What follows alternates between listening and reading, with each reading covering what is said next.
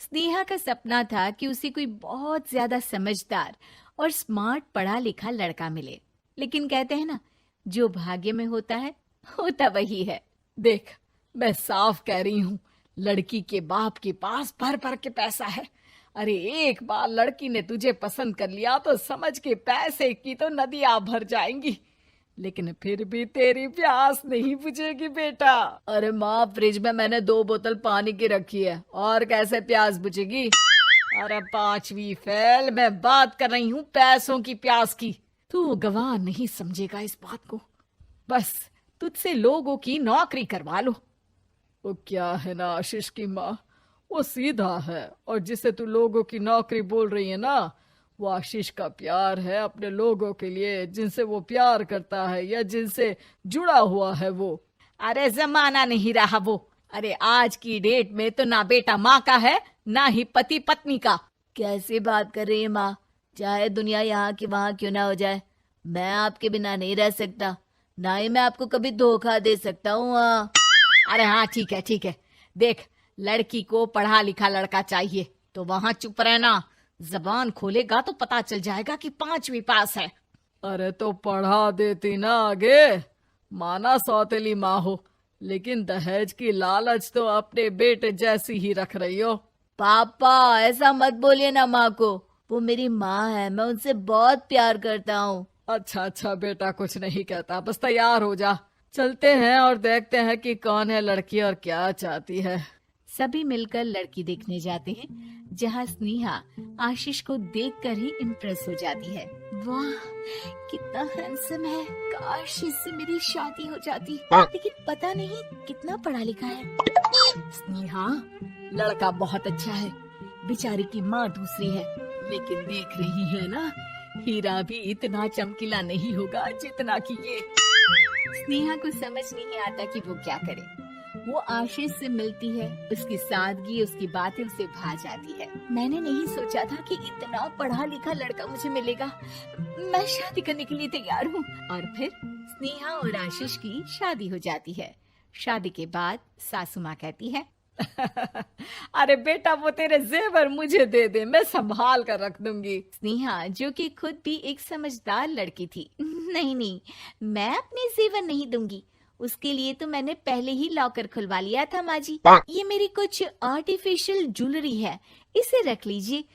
वैसे मेरी अलमारी में जगह नहीं है ना। सास बेचारी नई नई बहू से क्या उलझती। सुनिए जी, मैंने आपके लिए खाना और नाश्ता बना दिया है। ऑफिस कब जाना है? कौन से ऑफिस में? मैं तो घर का सारा काम करता हूँ। हाँ, क्या बात कर रहे हैं? इतना पढ़ लिख कर आप घर का काम क्यों करते हैं? कितना पढ़ लिख कर? मैंने तो सिर्फ 5वीं तक पढ़ाई की है। तभी वहाँ सास आ जाती है। अरे 5वीं तक भी पढ़ लिया तो समझो मेरी कृपा से, वरना तो जो इसके लक्षण थे ना, क्या बताना। अच्छा आशीष, जरा बाहर जा और भाग कर टूथपेस्ट लेकर आ। सुबह से मंजन नहीं किया। और हाँ, फिर जाकर दुकान की सफाई कर देना। तेरा छोटा भाई दुकान पर जाने को तैयार हो रहा है। स्नेहा ये सब सुनकर हैरान रह जाती है। वो सोचती है कि आखिर उससे क्या गलती हो गई जो उसके साथ ऐसा हुआ। आशीष स्नेहा के पास जाता है। सुनो, तुमको तो मैंने पहली मुलाकात में ही बताया था कि। स्नेहा आशीष की बात ही नहीं सुनना चाहती है। वो जोर से चिल्लाती है, चुप रहो बिल्कुल, गंवार कहीं के।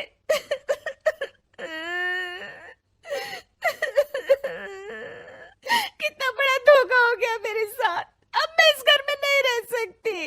प्लीज ऐसी बात मत करो, मेरी पत्नी हो तुम, जैसे बोलोगी मैं वैसा करूंगा। मैं कोशिश करूंगा बाहर जाकर कोई काम ढूंढ लूं, पर प्लीज मत जाओ।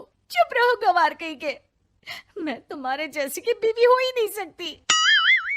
आशीष स्नेहा को लाख समझाने की कोशिश करता है, लेकिन वो अपने मायके चली जाती है। माँ चलिए ना, स्नेहा को मना कर लेकर आते हैं। अरे जाओ, बनाने जाए मेरी जूती। इतना घमंड, जैसे कलेक्टर हो कहीं की महारानी। अरे मैं तो तुझे कहूंगी कि तू भी भूल जा, हमने नहीं भगाया, खुद ही तो गई है। माँ वो बीवी है मेरी, मैं प्यार करता हूँ उससे, मैं जा रहा हूँ उसे लेने। वहीं स्नेहा के घर पर, माँ वो तो कुछ काम ही नहीं करता, घर का नौकर है, 5वीं पास। मैं नहीं रह सकती ऐसे आदमी के साथ माँ। बेटा वो लड़का बहुत अच्छा है, उसकी तारीफ मैंने हर किसी से सुनी है। तेरा पति है, अब तक एक गलत माँ के साथ रह रहा था, तू संवारेगी तो संवर जाएगा। तभी वहाँ आशीष आ जाता है। मुझे माफ कर दो स्नेहा, पर प्लीज मुझे छोड़कर मत जाओ। मेरी माँ के जाने के बाद मुझे तुम्ही से सारी उम्मीद है। तुम जैसा कहोगी मैं करूँगा, पर प्लीज मेरे साथ रहो। सबके समझाने बुझाने के बाद स्नेहा आशीष के साथ घर आ जाती है।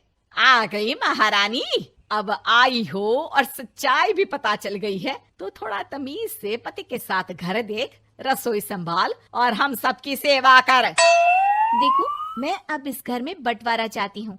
जो मेरे पति का हिस्सा है वो उसे मिले और वो आज से कोई काम नहीं करेंगे। हिस्सा ले लो, लेकिन कमाओगे क्या, खाओगे क्या, धूल मिट्टी। अरे तेरा पति किसी काम का नहीं है, वो तो मेरा बेटा कमा रहा है तो 2 रोटी मिल जाती है इसे।